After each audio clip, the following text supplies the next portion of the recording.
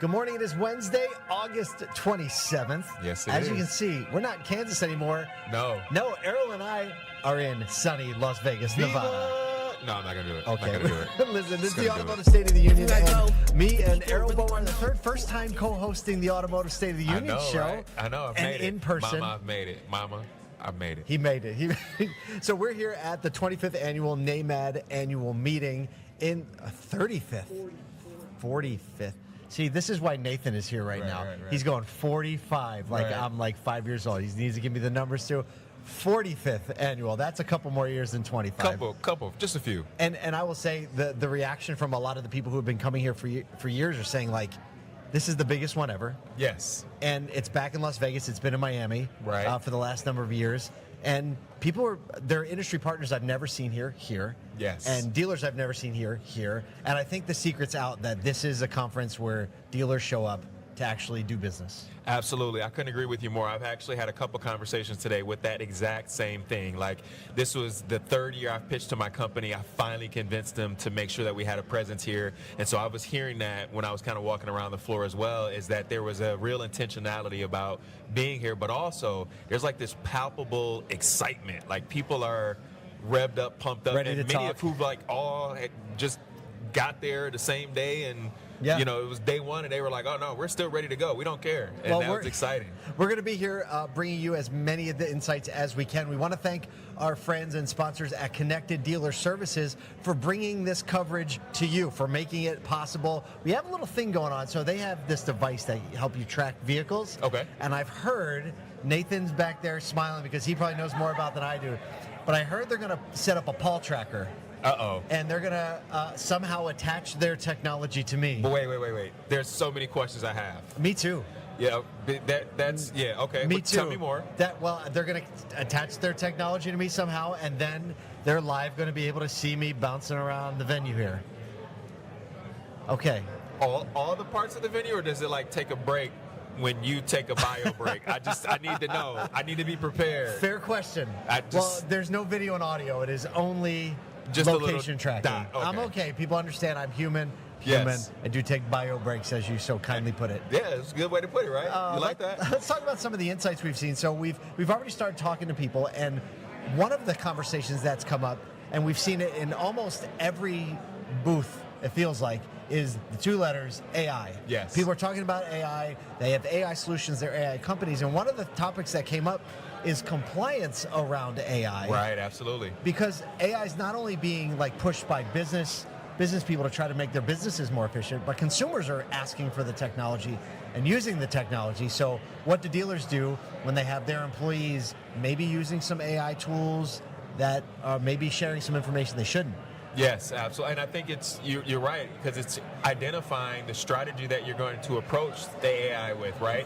Even just the difference between email engagement and text engagement. That's right. And understanding the ramifications of how you can communicate in those platforms and the differences of what you're responsible for doing on that platform, right? Yeah. And if you kind of roll this out and don't train on it properly or don't inform properly, it can become a little bit of a gray area Could real quick. become a really big gray area. So Yeah. we're going to be bringing you more. That's definitely one of the insights that came up top of mind. Yes. Also having some conversations. Jonathan Smoke, Chief Economist with Cox Automotive, is here.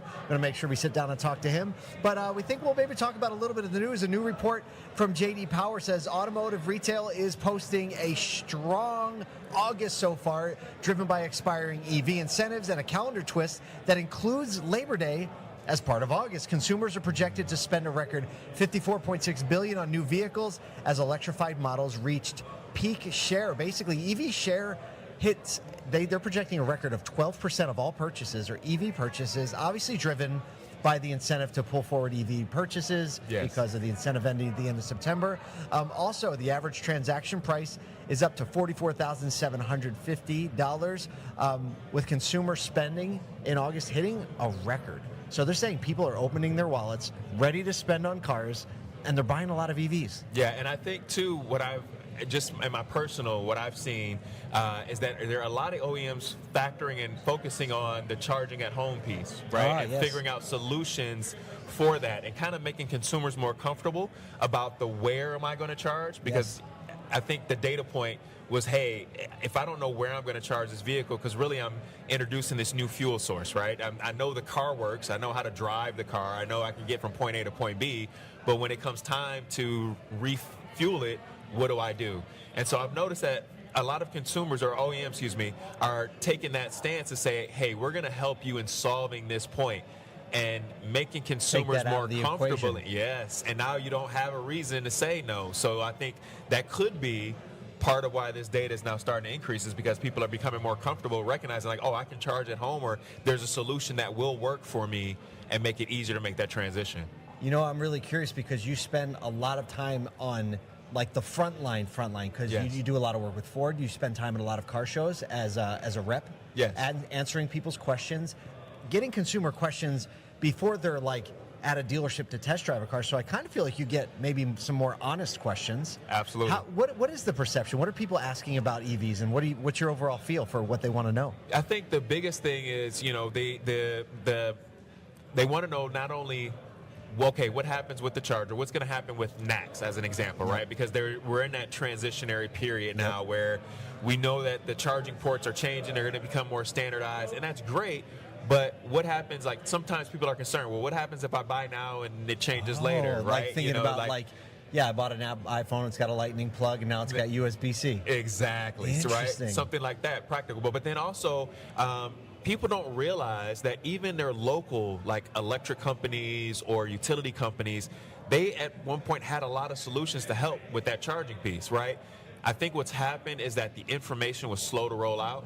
And so now you're getting a lot of people that are like, I heard, well, yes, that was happening and that has been happening, but now they're coming up with those questions that really have been solved maybe a year, 2 years ago, but it just wasn't the popular point of conversation, right? So, for instance, in the Detroit area, I remember our electric company had a program where they would give you an incentive if you purchased an electric vehicle, and then if you installed a charger, you got an additional incentive.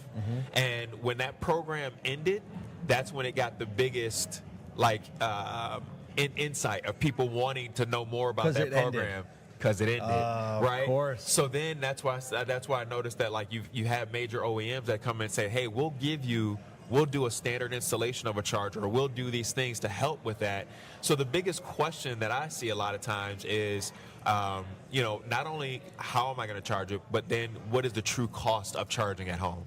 I think when people can eliminate that out of their conversation of worrying about, because we're so used to thinking about gallons of gas, right? That's the conversation we have. And so when you can quantify that to say, like, no, it's going to cost you approximately this to charge at home, and people can see the tangible savings. It makes a big difference. Well, it'll be interesting to see how this rolls out once the incentive goes away, but obviously people buying EVs faster and at a higher percentage of overall purchases than ever before. Yes. And then I guess we'll have to wait and see what happens after that incentive ends on September 30th. And I'm wondering if it's going to be like that Sunday furniture sale. You know what I mean? Like Sunday, Well, and then it gets did come extended. out, yes. Although the federal government's not going to extend the deadline, what they did come out and say yesterday is, or 2 days ago, that originally it was you have to take delivery of the vehicle by the 30th, and then they can say, no, you actually just have to have a contract. So the next question is like, well, what kind of contract? Exactly. Can you order a vehicle, and if it's being manufactured? So we'll see what happens with that. But before we go, I have to watch. One more really important thing happened yesterday that you may or may not have been aware of. You know, we were traveling yesterday. We met up in Detroit, traveled here. Did you know that yesterday, September 26th, was Starbucks' official launch of pumpkin spice flavor for the season?